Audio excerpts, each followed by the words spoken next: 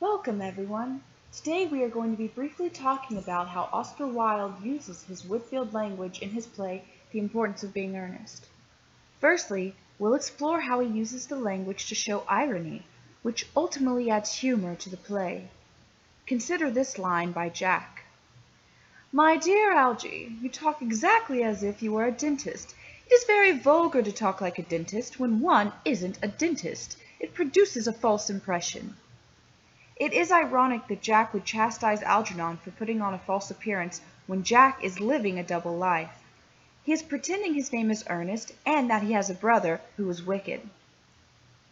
Also, Oscar Wilde uses language as a way to comment on legitimate problems of the time. Consider this exchange between Algernon and Jack. Jack says, "I am in love with Gwendolen. I have come up to town expressly to propose to her." And Algernon replies, "I thought you had come up for pleasure. I call that business." In this instance, Oscar Wilde is using this language to comment on a social convention of the time. Marriage had become so strict and rigid that it was more of a business transaction than anything else. Finally, I'll talk about how Oscar Wilde uses his language to help some characters establish their power.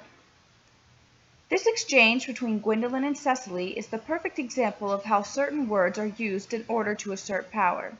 They are pretending to be sweet to one another, but their words and names for one another are actually ways of undercutting the other's power and status. Listen carefully to the subtext of this exchange. Gwendolen says, "Quite a well-kept garden this is, Miss Cardew." Cecily replies, "So glad you like it, Miss Fairfax." Gwendolen then says, "I had no idea there were any flowers in the country." Where Cecily replies, "Oh, flowers are as common here, Miss Fairfax, as people are in London."